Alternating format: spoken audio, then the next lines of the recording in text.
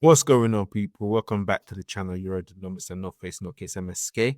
Mask on Sport with another video. It's finished. Everton 2, Manchester United 2. Now I want to start with the positive, and then the other work that we need to do, because I don't really want to say the negative. Because I don't feel like it's a negative. It's just more like there's some work that still needs to be done. There's some areas that we need to tackle, primarily the midfield area and up front as well. But I'm gonna start with a positive. I mean, the game kind of started well. We kind of start off where we started, where we left off. Pressing well, passing, moving. We kept the game sharp. We kept the passer was precise. But then after a little while, we started misplacing some silly little passes. Yeah, because it was moving so quick, we lost our composure, and the game kind of became frantic, and everyone was just passing. It became kind of AY, which is all over the place. But we managed to settle down, regain our composure, and we put a few passes together, and then we saw what happened when the missed opportunity was first. A missed opportunity from Kunja in the earlier play that we did. And then the second one was we was lucky with the ricochet with Ahmad, and he was able to draw a foul. But the the movement the movement in the passing, the knowing of, yeah, I know he's gonna be there. So it's not a blind pass, but more of a blind pass. It's just it kind of like Mbeumo with the reverse pass. So it's just the foundation of knowing that, this is where I'm supposed to be. This is where I'm supposed to be, and the trust of knowing that that player will be there as well. That's in the team, and that's a positive thing to see. Um, so yeah, there was quite a lot of positive in the game that we saw, and I was quite happy with it. The way it was passing, that intricate passing, the movement, creating space, the pressing, I was much impressed with. But we started to fade a little. I feel like we're still trying to figure out how to manage the tempo of the pressing tempo, the passing tempo, and how we can not fatigue or tire too quickly. So we need to regulate that, because I kind of felt like there was a bit of tiredness, but then again, is the in Atlanta, it is quite hot there right now. So, and there was no breaks as well. There was no water breaks. So I'm putting that into consideration as well. So, but at the same time, we just need to figure out how to get that balance properly. So that's with the first half. Actually, I think I've got some notes that actually that yeah. So like we did compose ourselves in the 16th minute, passing, connecting the ball well. Yeah, the creativity for the goal as well. We need to talk about that. The creativity, the touches, the pass and move, 1-2 touches. That was beautiful to watch. And I want to say maybe 3/4 of the first half was so enjoyable to watch. And you can see what Ruben Amorim is doing. You can see the difference between last season and this season. You can see what's been worked on. You can see the coaching. You can see the players buying into it as well. You can see the confidence that every individual player are able to put together, and the way they're able to work together as well. And they're not shy to kind of like to tell each other off, if that makes sense, because there was a bit of a miscommunication between Joro and Ahmad as well, but they were able to work it out, and they still the played and finished the game. So they're not like afraid to correct each other when they make mistakes, and yeah. So that's how like the first half went, but then when the second half started as well, turned out it was a bit slow as well. It kind of like slowed down, but then when the changes were made in terms of the substitutions, the game completely changed, and we wasn't able to connect the way it was connecting. It was a bit slow.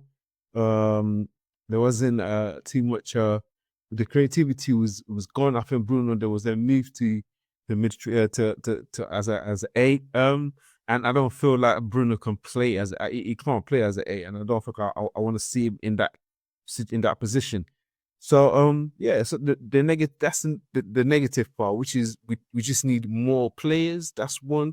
Number two, we need to think about the midfield area as well. The midfield, not just the striker, the midfield.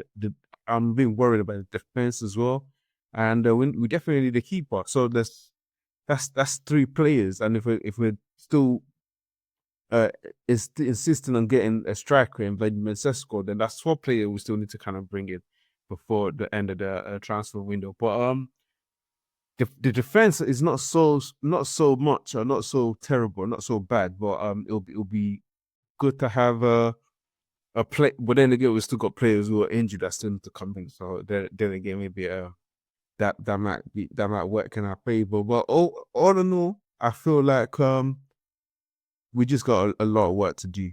We still got a lot of work to do.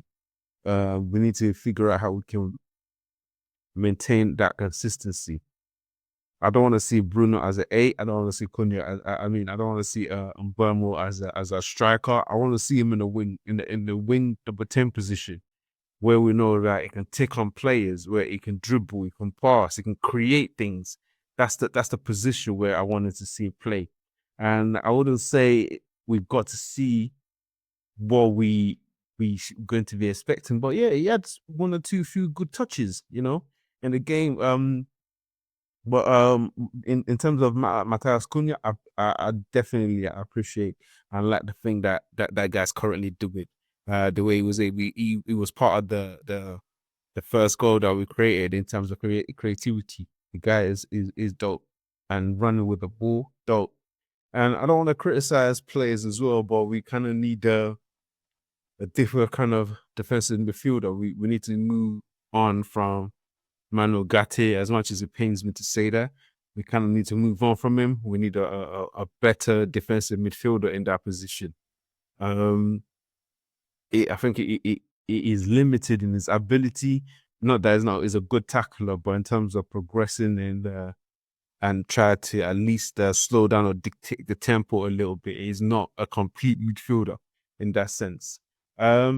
But yeah, so that's pretty much everything that I was able to put together. I don't want to be making the video very long anymore. So I just want to keep it short and sweet. But yeah, so I do still feel like everything that we need to be ready for the season is there. We just need to be able to amplify a bit more, get these players to believe in themselves a bit more. And I feel like this preseason has done a lot more work. It's done a lot to help them in the long run. And I can't wait. I can't wait for the beginning of the season, I'll be honest. But again, we still need to address those issues that I've mentioned. We need definitely a midfielder, a defensive good midfielder that can. We can't rely on Casemiro. Can't rely on Casemiro at all. And we can't rely on Ugarte as well, especially the way this game played. And kind of like throughout the tour as well, it hasn't been a glare. It hasn't been as clear or as vivid as this, but it's been there.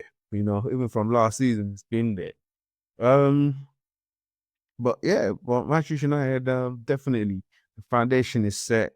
We just need to build on what we're currently doing, and I feel like we're going to have a good season next season. We're going to have a good season in a few days when the season starts. But yeah, that's pretty much it from me. Let me know what you guys think in the comment below, and I'll see you in the next video. But again, actually, before I go, it was exciting, wasn't it? The game was exciting. And he actually, I was excited. That first half got me excited. It got me jumping. So I know that there's quite a lot of Manchester United fans as well that are looking at it like, right, is this my team actually playing? Is this what Manchester United are doing? Is this how we're playing?